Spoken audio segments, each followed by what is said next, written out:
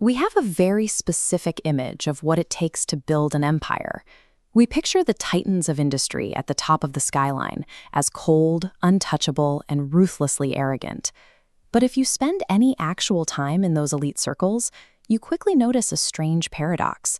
The individuals who actually built the immense fortunes from scratch are frequently the most humble people in the room. As one observer noted, the arrogance usually comes from the kids, not the man who built the fortune. The loudest smugness tends to live with the spouses and children, the people whose primary contribution to the wealth was spending it. Which leads to an obvious question. Why do those who earned everything act like they know nothing, while those who earned nothing act like they own everything? Arrogance does not automatically stem from extreme wealth or high status. It grows strictly from the conditions under which that wealth was accessed. Let's look at the psychology of the earner. Creating monumental success from scratch is a notoriously grueling process.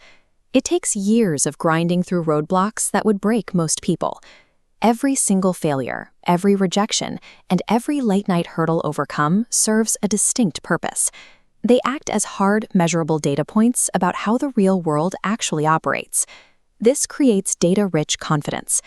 True humility is confidence built on a massive, heavy database of past friction.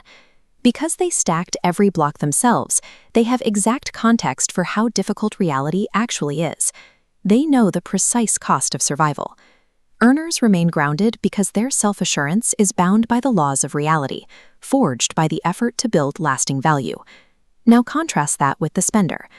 When someone inherits the outcome of extreme wealth without having to endure the grueling process of building it, their psychological landscape looks entirely different. They receive continuous rewards without facing any underlying friction. This complete lack of resistance deeply insulates them from the very concept of failure. This insulation breeds a context deficit. They possess external success markers, but zero experiential data. Without heavy struggle to anchor their ego, a cognitive void opens. Arrogance expands to fill this space, creating a superiority entirely disconnected from actual achievement. Unearned access produces arrogance through missing information. It is a literal cognitive deficit masquerading as power. We need to stop viewing arrogance as a badge of upper-class status or a signal of strength. Displaying unchecked arrogance actually broadcasts an immense vulnerability. It is a loud signal to the rest of the world that this person has never truly been tested by reality. And this dynamic goes far beyond generational wealth. You can apply it to your own career, your relationships, or your personal life, and evaluate the true roots of your own confidence. There are always two pathways.